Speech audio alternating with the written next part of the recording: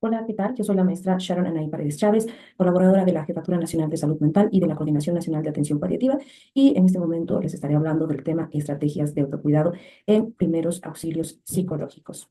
Bien, para poder comenzar con el tema es necesario conocer los tipos de estrés.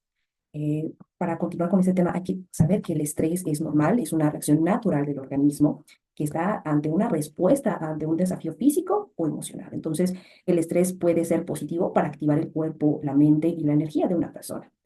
Para ello, el organismo pues reacciona a las demandas del ambiente empleando diferentes recursos que contemos a nuestra disposición. Por ejemplo, ¿no? Si el estrés se prolonga de forma intensa y duradera, pues esos recursos se agotarían y la persona podría experimentar algún tipo de angustia y sufrimiento, lo cual es normal.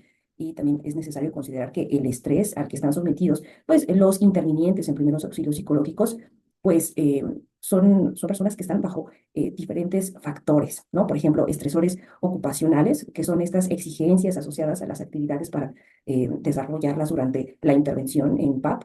Por ejemplo, que sean jornadas largas de trabajo, que sea un gran esfuerzo físico y también mental, e incluso emocional, que los recursos sean limitados, que también haya lesiones en el cumplimiento del deber. Ajá, pero pues, también hay que considerar que hay otro tipo de estresores ambientales, que son estas condiciones climatológicas intensas, ¿no? Que durante la intervención, pues los intervinientes se someten a mucho calor, ¿no? Un calor sofocante, lluvia, fríos intensos, incluso peligros ambientales como tóxicos, contaminantes, por ejemplo, como el humo, entre otros.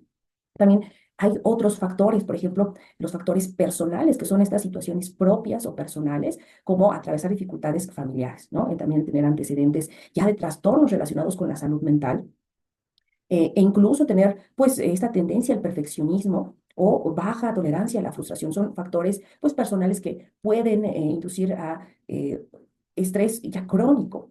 El estrés positivo, que es otro tipo de estrés, permite resolver problemas y también enfrentar exigencias a través de esta tensión física y psicológica. Por ejemplo, puede que aumente la actividad productiva, pero ante ello que se estimule la creatividad y estar alerta, ¿no? Mantenernos alerta, entre otras cuestiones. El estrés básico, por ejemplo, es también considerado por otros autores como estrés de fondo y surge varias fuentes de tensión, por ejemplo, nivel individual, familiar, social, emocional. Y este estrés básico puede aumentar de acuerdo a cambios en las condiciones de la vida diaria e incluso asignaciones de tareas. Por ejemplo, que un interveniente, ¿no?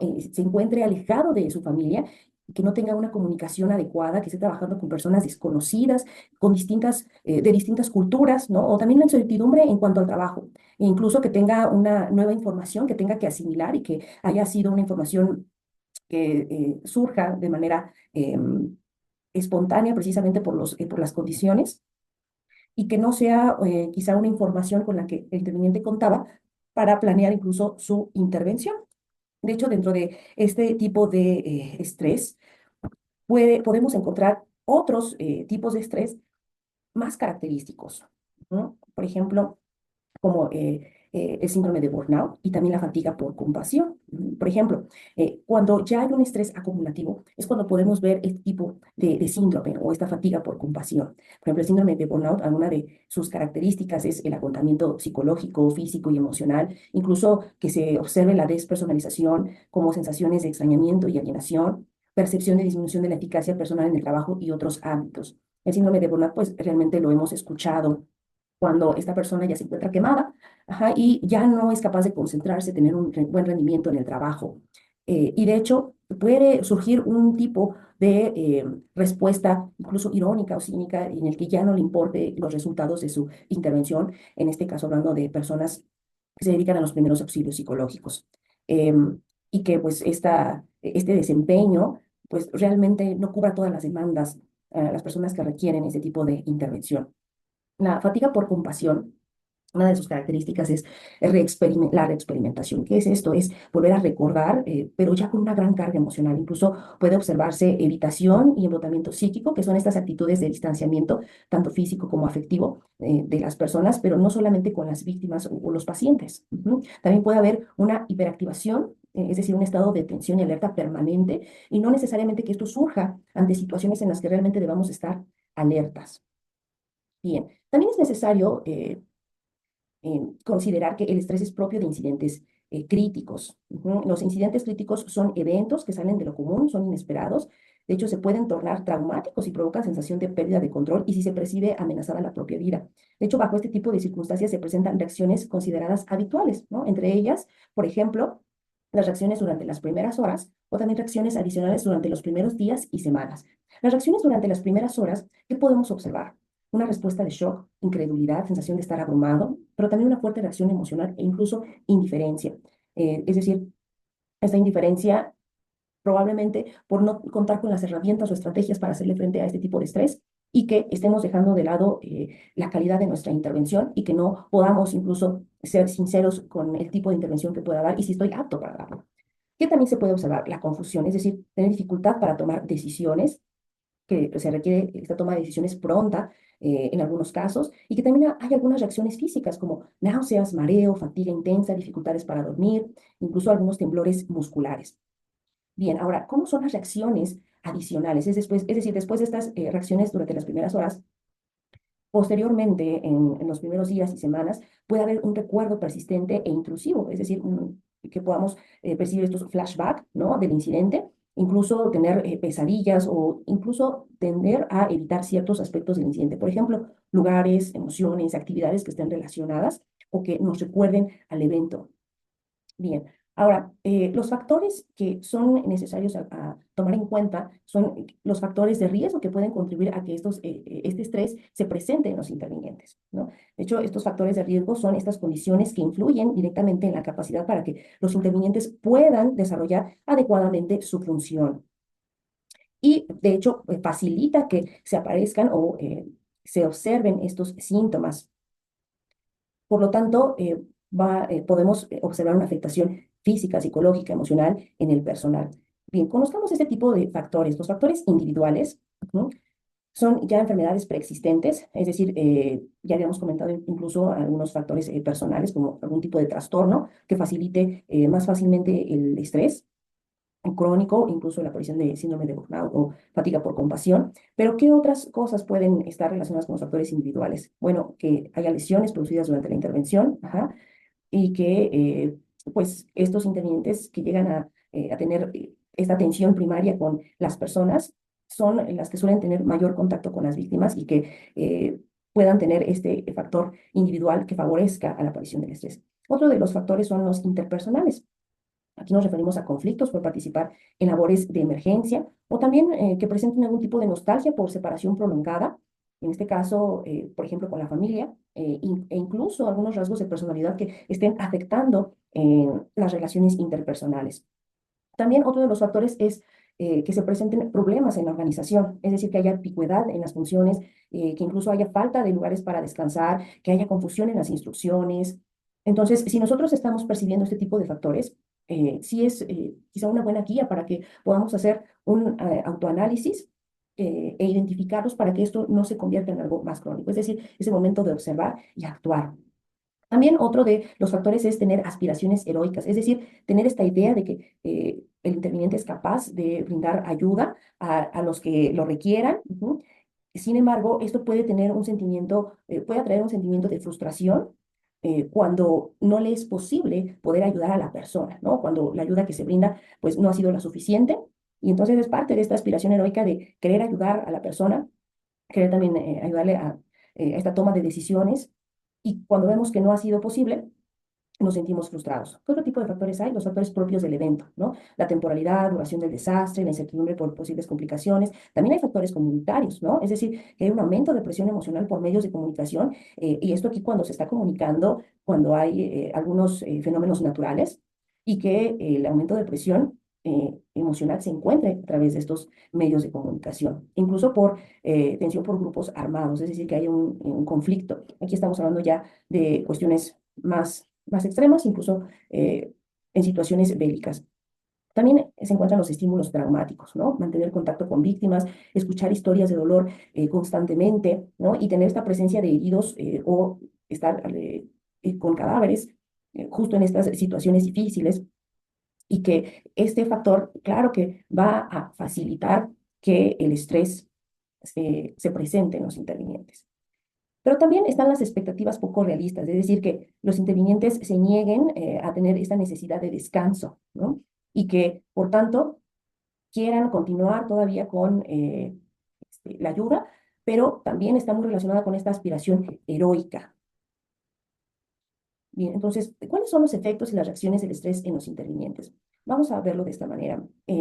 Cuando el estrés ya está presente, parte de los síntomas o de las afectaciones que se pueden observar pues ocurren gracias a una serie de reacciones durante y después de la participación en emergencias. Entonces, estas manifestaciones son consideradas habituales por el estrés que se vive durante la situación crítica, y el organismo va a empezar a expresar este malestar que siente, ¿no? Desde diferentes áreas, el área cognitiva, el área emocional, el área fisiológica, pero también el área motora.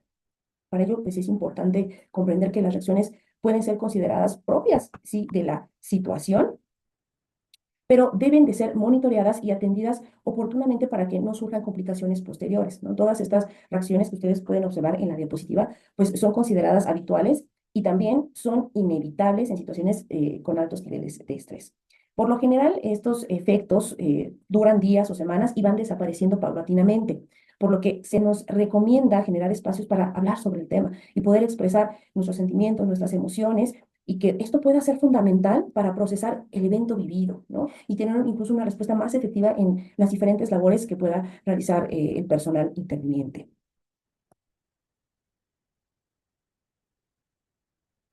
Bien, ahora continuando con el tema, están las estrategias de cuidado que, ahora para entrar en materia, ¿cuáles son estas estrategias que podemos utilizar en el ciclo de respuesta? Bien, para ello, pues es verdad que la formación de los intervinientes pues, se constituye en una de las más valiosas herramientas protectoras, ya que no solo pues, está facultando esta habilidad para brindar apoyo a la comunidad de manera efectiva, sino también le genera seguridad al personal. Entonces, la preparación del interviniente puede contemplar la capacitación en el manejo y control de estrés a través de estrategias que deban de aplicarse cotidianamente, ¿no? Así como en emergencias. Entonces, estas estrategias de autocuidado son todas las medidas que podemos tomar en la incorporación, formación e intervención de los intervinientes, así como las posibles estrategias de autoayuda que el personal pueda desarrollar con el fin de maximizar el buen estado de salud mental. Entonces, ¿cuáles son una de las herramientas que se nos recomienda? Una de ellas es la selección del personal. En la selección del personal, pues es este proceso de selección que permite equiparar los recursos, ¿no? Junto con la formación en las responsabilidades o tareas que le van a tocar a cada persona o a cada grupo interviniente, ¿no? Sin que esto exceda las capacidades del interviniente y que se eviten frustraciones innecesarias y acumulación del estrés. Bien, ahora, ¿cuál otro tipo de herramienta hay? Se nos recomienda también considerar las pautas de participación, es decir, conocer a dónde voy, qué voy a hacer, con quién podría encontrarme en el lugar, con quién incluso podría coordinar para desarrollar la intervención y en caso dado de necesitar algún tipo de ayuda, pues también saber a quién voy a recurrir como interviniente, ¿cierto? Entonces, las pautas de participación van a reducir este nivel de estrés por incertidumbre, brindando justamente la información que facilite este desempeño de los participantes para que se pueda aportar la eficiencia y la eficacia en el desempeño y que estas sean claras y concisas. Bien, ahora, ¿qué pautas de autocuidado cotidianas podemos considerar? El control y manejo del estrés no es una lista de acciones a seguir de manera rígida, no es como un recetario, pero sí son pautas que si desarrollamos y practicamos de manera diaria y con las particularidades que se apliquen a cada uno de nosotros, pues nos van a permitir manejar de mejor forma las situaciones de presión a las que estamos expuestos cotidianamente, ¿no? Por ejemplo, una de las pautas es el autoconocimiento. Identifique estas habilidades y vulnerabilidades, ¿no? Así como las situaciones que le agradan y también las situaciones que le molestan. Otra de las pautas es considerar la red de apoyo, ¿no? La red de apoyo son todas aquellas personas que consideramos importantes en nuestra vida y aquellas con las que podríamos contar en caso de necesitarlas. Otra de las pautas es la capacidad de disfrutar. Para ello, pues, es importante identificar lo valioso que pueden ser las actividades que se están realizando, ¿no? Ya que en muchas situaciones sencillas puede que hallemos este placer. Entonces, si nosotros observamos tanto las actividades que nos agradan y desagradan, y que también estemos dando esa importancia al entretenimiento y a la distracción mental, pues va a ser más fácil que yo reconozca qué acciones, qué actividades son las que me llevan a este tipo de placer y que sea también una forma de no estar cotidianamente en esta situación estresante, que es normal, pero si yo identifico lo que me puede ayudar o que hace que identifique emociones agradables, entonces va a ser más fácil que yo pueda acceder a ellas. Más adelante nos vamos a comentar cómo podemos traer a nuestra mente esas emociones agradables. Otra de las pautas es la tolerancia a la frustración y cómo reacciona ante situaciones que le desagradan. Es decir, esta pregunta, al realizárnosla, sirve también como una pregunta de reflexión. ¿Cómo solemos responder cotidianamente cuando nos presentamos ante una situación que no se hace como nosotros queríamos que se hiciera? Ajá. O las cosas que no salen como nosotros queremos, ¿cómo estamos respondiendo ante ello? También es necesario considerar los proyectos y metas, es decir, tener una mente abierta a los distintos componentes de la vida. Es decir, que no solamente nos enfoquemos quizá en esta parte de acción en los primeros auxilios psicológicos, sino que tengamos presente las diferentes áreas de nuestra vida y cuáles son nuestros metas y proyectos. También es muy importante considerar las técnicas de relajación. Por ejemplo, técnicas de respiración, de relajación guiada, ajá, de relajación muscular y también de atención plena. Por ejemplo, una de las formas de relajación a través de la atención plena es que si me encuentro en un lugar en el que estoy empezando a tener los síntomas de estrés y que para ello es muy importante que la persona reconozca cómo reacciona su cuerpo ante el estrés, es decir, en dónde lo siento, cómo lo siento. Unas personas podrían decir, siento una presión en el pecho o siento que mi respiración se está acelerando. Empiezo a sentir como mis manos sudan o bien empiezo a sentir un dolor en el estómago o también dolor de cabeza, ¿no? Entonces, si empezamos a identificar los primeros síntomas con los que son, podríamos decirlo que son una señal de que el estrés ya está presente y que está comenzando incluso a desarrollarse desde el cómo lo estoy sintiendo en mi cuerpo hasta cómo lo estoy asimilando mentalmente, ¿cierto? Entonces, si yo identifico estos síntomas, es el momento para poder aplicar las técnicas de relajación. La atención plena es una técnica que nos hace estar en el aquí y en el ahora. Normalmente nuestra mente nos puede llevar a diferentes situaciones y aunque no estemos ante la situación de estrés o esa situación que nos tenga que, vaya, que tengamos que estar alerta como una respuesta, estas técnicas de atención plena nos ayudan a estar en el presente y no tanto en el pensamiento de no voy a poder, me es difícil, me estoy frustrando, lo cual sí, el pensamiento puede que nos ayude mucho a identificar cómo me estoy sintiendo, pero hay ocasiones en que el pensamiento con un tipo de emoción se prolonga, ¿no? Y entonces eso genera que ya tenga un estar estresado. Ya no es ante una reacción realmente de una situación en la que tenga que estar alerta porque mi vida no está corriendo peligro o no tengo que huir, pero mi pensamiento me está llevando a ese estrés. Entonces, la atención plena nos ayuda a que al estar aquí en el ahora a través de mis sentidos, no me vaya con ese pensamiento, ¿cierto? Entonces, uno de los ejercicios de atención plena es que si estoy en la situación de estrés, yo me enfoque en, esta técnica se llama como 5 4 3 2 1 y justamente es por los 5 sentidos. Por los sentidos es como podemos anclarnos a esta realidad. Por ejemplo, ¿qué vamos a hacer? Buscar 5 cosas a mi alrededor que observe. Pero estas cosas que observe y el momento de detectarlas no es para verlas solamente de manera rápida. Por ejemplo, si estoy viendo un árbol frente a mí en la situación estresante y que me estoy dando ese espacio también para llegar a la calma, entonces voy a ver el árbol, que sería el primer objeto, pero voy a verlo a detalle. Es decir, voy a ver sus ramas, sus hojas, de qué color son, si tiene frutos o no, si está seco, si es frondoso, cómo el viento mueve las hojas, si el árbol es grande, si el tronco del árbol tiene un color específico, si tiene animales. Entonces, si nos damos cuenta, es un objeto que estoy observando a detalle, con detenimiento. No es como que observe 5 cosas, un árbol, un carro o una casa, no. Vamos a verlas a detalle.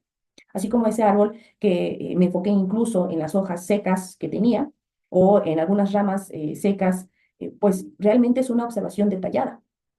Y quizá en ese momento, al estar viendo los detalles, es posible que nos demos cuenta que ya no estamos pensando o no tenemos esas emociones desagradables, porque nuestra mente ya está enfocada en otra cosa, es decir, ya tiene una atención plena, en este caso porque realmente estoy observando a detalle lo que estoy viendo, ¿verdad?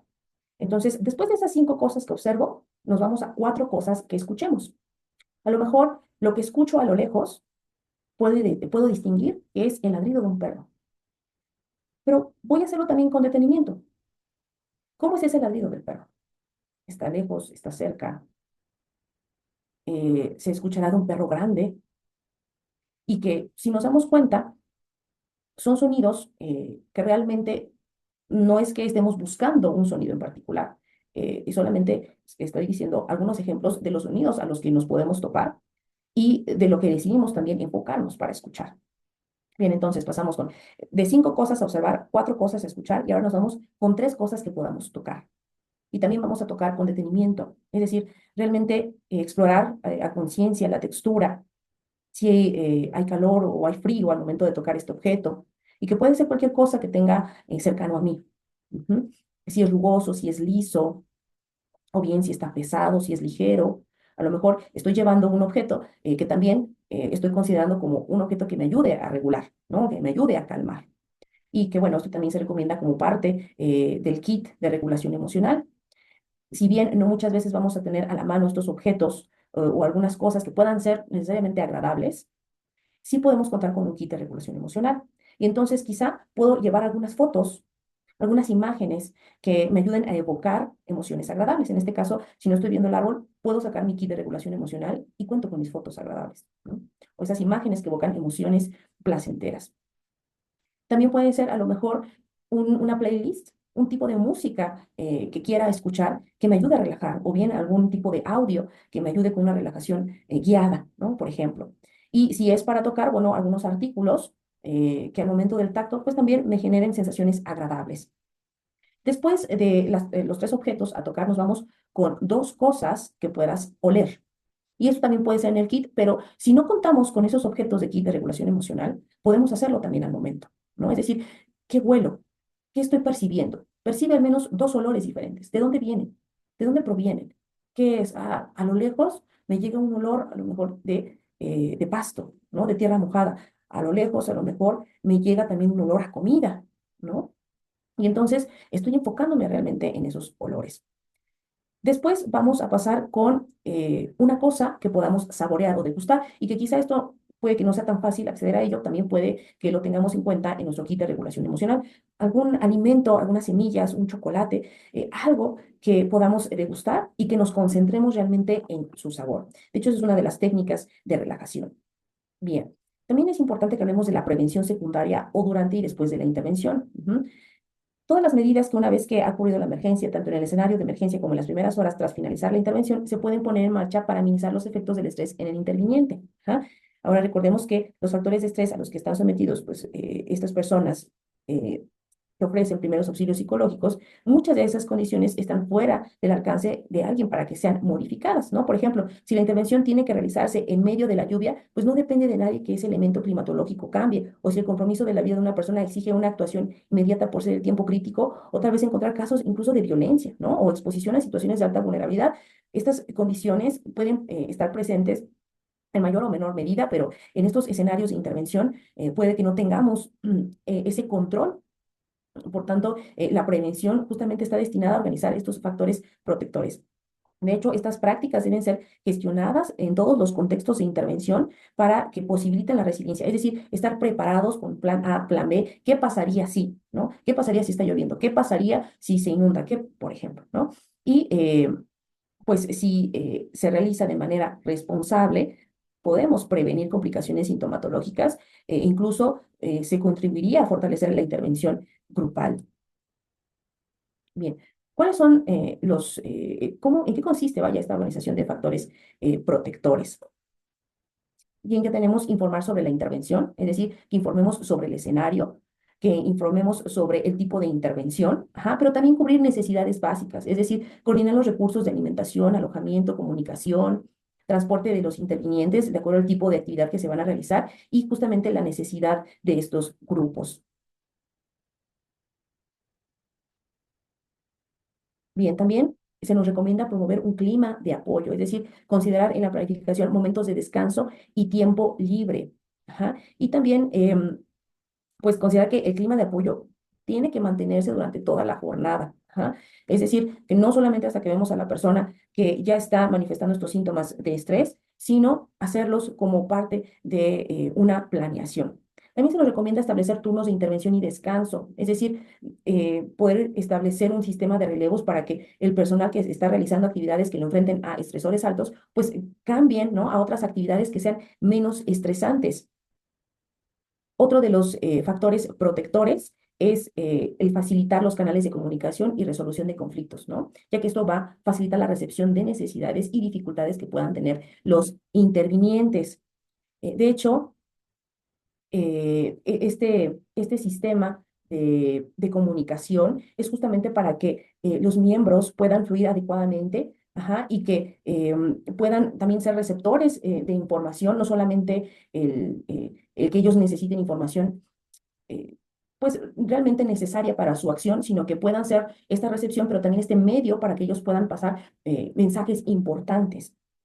Para ello, pues es necesario establecer estas líneas de reporte, es decir, cómo se va a estar reportando la comunicación, ajá, y además, pues considerar que es un recurso que permite resolver conflictos, justamente esta comunicación, ¿no? Y así evitamos que en muchas ocasiones se den los malos entendidos, ¿no? O que estos trasciendan y afecten el ambiente de participación. Otra de las recomendaciones es realizar reuniones en equipo. Es decir, realizar reuniones al inicio de la jornada para que se motive el personal, recordándoles justamente el valor de su desempeño, ¿no?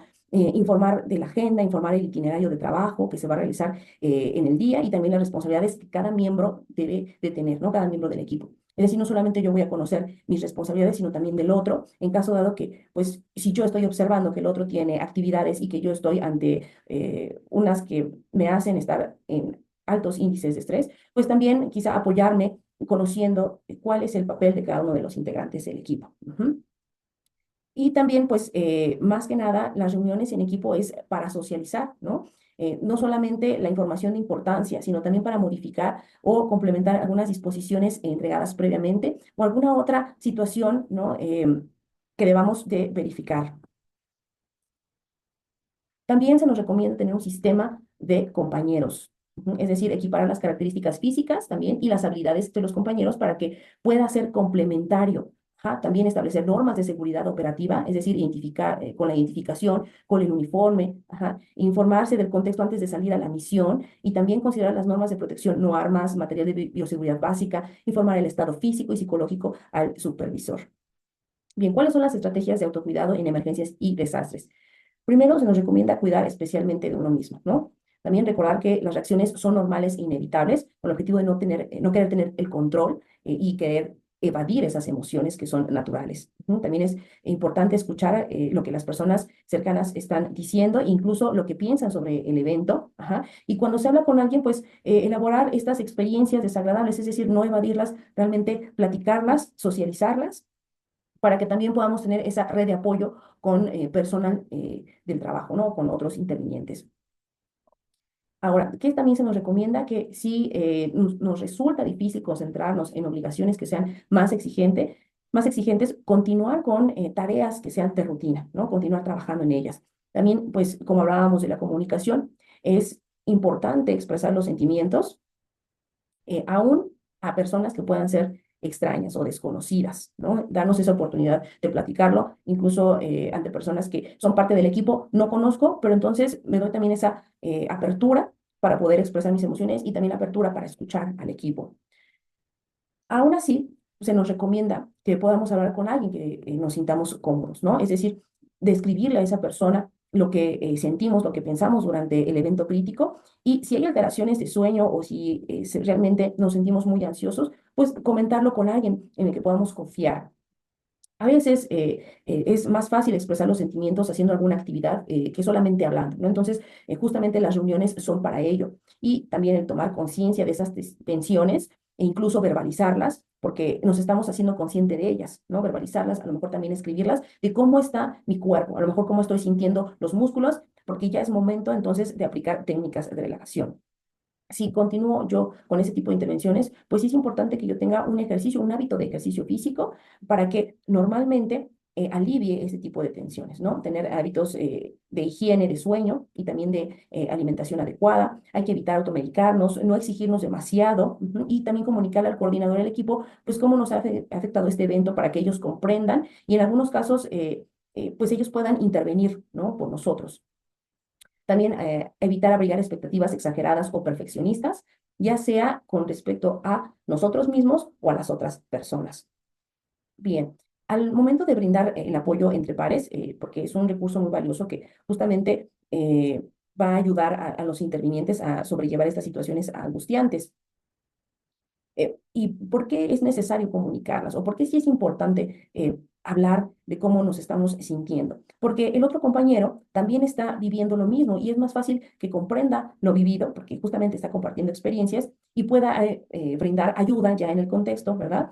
Y tener una asistencia inmediata. Bien, ¿qué es lo que podemos observar en este apoyo entre pares? Bueno, estar a disposición, como ya comentaba, de el hecho de hablar, pero también estar como escucha activa. Y esto porque el compañero puede ser el primero en detectar estas señales de estrés, incluso tanto de cansancio o de angustia, ajá, y que puedan ser señales de alerta para que puedan ser gestionadas por el equipo. Y si estamos viendo algo así en nuestro compañero, pues podemos sugerir un descanso, ¿no? Comentarle también al coordinador para que tome una medida de relevo o incluso una remisión o desmovilización de acuerdo a las circunstancias y necesidades, ¿verdad? El estar a disposición es que si se le pide a uno o a nosotros, ¿verdad? Proporcionar apoyo, pues vamos a tratar de tener esa disposición.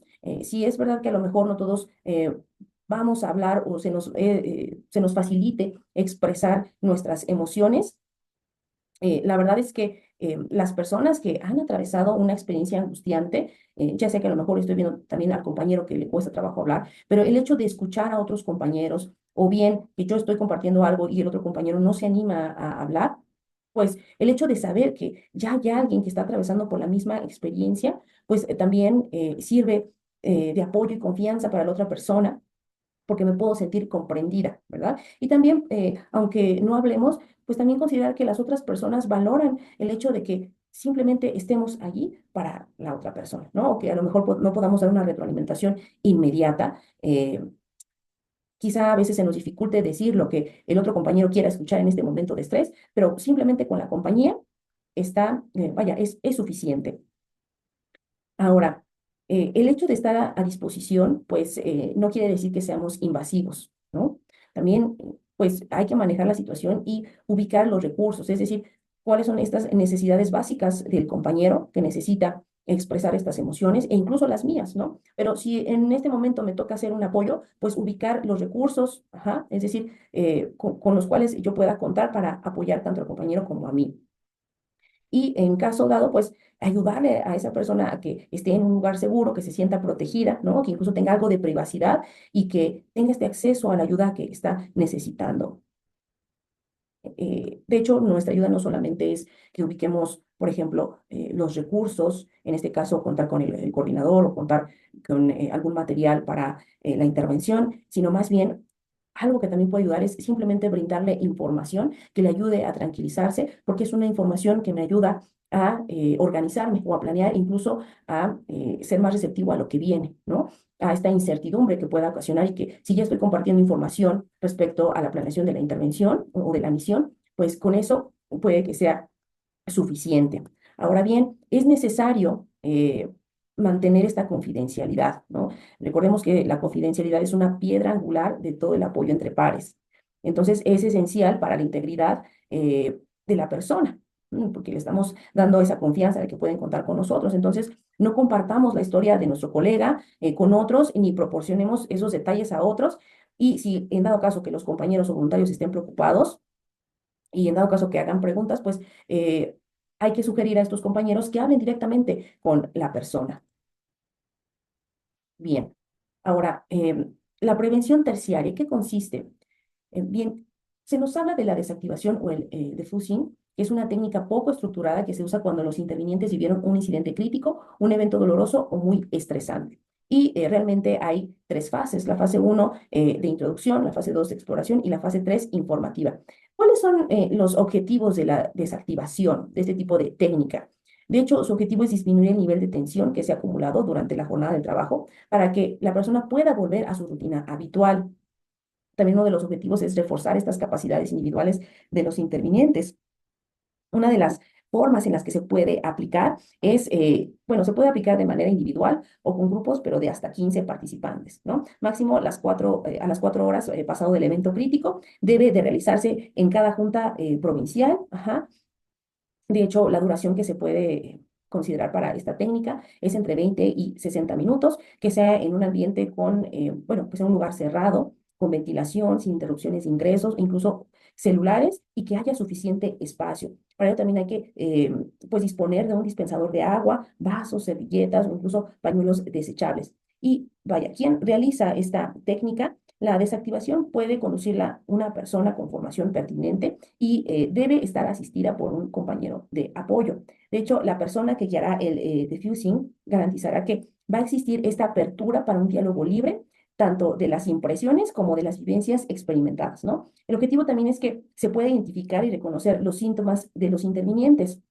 Para ello, ¿qué vamos a hacer? Vamos a brindar pautas y modalidades del enfrentamiento al estrés. Por eso, en la fase 1, en la fase de introducción, se debe de explicar cuál es el proceso y aclarar que no es una psicoterapia, ¿no? En la fase 2, que es exploración, vamos a invitar a cada participante, que lo desee, claro está, a que describa los hechos que vivió, los sucesos, los sentimientos e incluso las reacciones que tuvo. Y ya en la fase 3, que es la fase informativa, vamos a realizar un resumen de las intervenciones realizadas en la reunión. Si la intervención realizada tuvo un contexto con mucha carga estresante, y ante esto, pues recordemos que las reacciones y sentimientos que los intervinientes presenten pueden ser a nivel físico, emocional, cognitivo, conductual. Vamos a considerar que estas intervenciones, que ya tienen mucho contexto de carga estresante, pues vamos a normalizar las reacciones, es decir, vamos a validarlas. Ok, ahora, ¿qué pasa después de la reunión post-intervention o el de briefing? Esta es una técnica grupal que se realiza hasta 72 horas después de la participación en actividades especialmente críticas, donde el escenario fue perturbador y en las que se pudo haber dado desplazamiento a terreno por varios días y la carga de estrés ha sido alta. Bien, ¿cuál es el objetivo del debriefing? Uno de ellos es, claro está, el mitigar el impacto de este acontecimiento estresante y favorecer la recuperación a través de la expresión verbal de esa angustia experimentada. Entonces, ¿qué vamos a hacer? Vamos a proporcionar información útil para, primero, comprender las reacciones habituales y las pautas de manejo del estrés.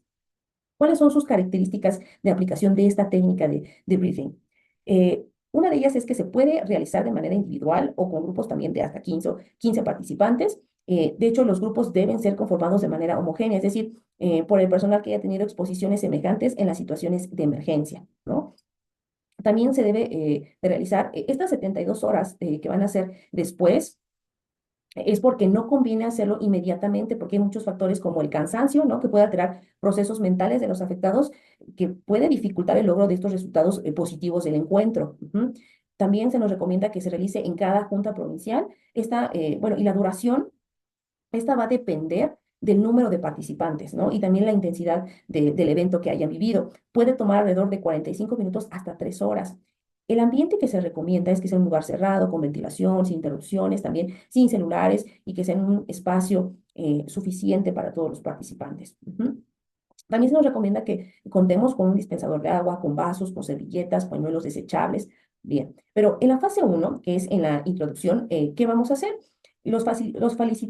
Facilitadores van a realizar la presentación de los participantes y también van a hablar de los objetivos y las reglas de la sesión.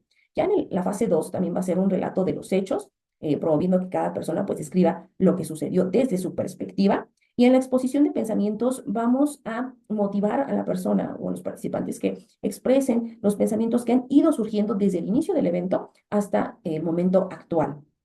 De hecho, al final de esta fase se profundiza en la impresión que se tiene sobre la situación vivida. Ya en la fase 4, que es el relato de los sentimientos, vamos a solicitar que se compartan las emociones, las sensaciones, sentimientos, ¿no? Que se experimentaron.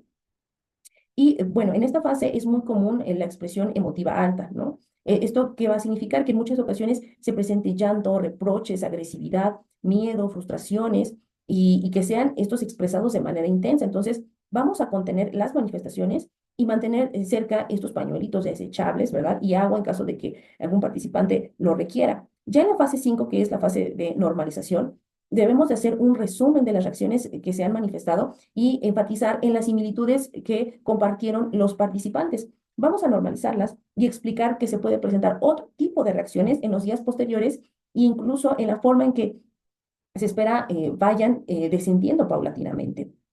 Para esto vamos a dar pautas de afrontamiento al estrés y motivar a estos hábitos saludables de alimentación, ejercicio, sueño, evitar consumo de sustancias psicoactivas, y evitar, por ejemplo, aquí particularmente el consumo de alcohol y el tabaco para lidiar con estas emociones. Ya en la fase 6, que es la fase de conclusiones, este paso consiste en hacer un resumen de lo que se vivió durante la sesión, es decir, enfocarnos en mostrar las acciones que realizamos y que al momento de ser compartidas, pues también estamos recapitulando todo lo que pudimos realizar al final de la intervención.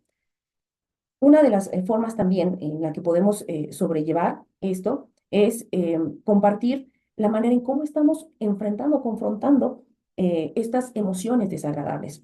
De hecho, ya en esta fase de conclusión, pues vamos a agradecer la participación de todos los intervinientes y también vamos a cerrar la reunión. Ujú.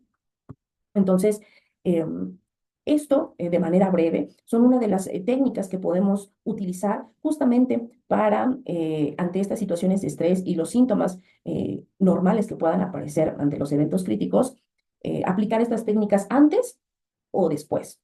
Ujú. Entonces, espero que les haya gustado. Les dejo las referencias y cualquier duda pueden enviar un correo electrónico a salud saludmental@iste.gov.mx para que nos hagan llegar sus preguntas y con mucho gusto se estarán atendiendo. Bueno, esto ha sido todo de mi parte. Espero verlos pronto.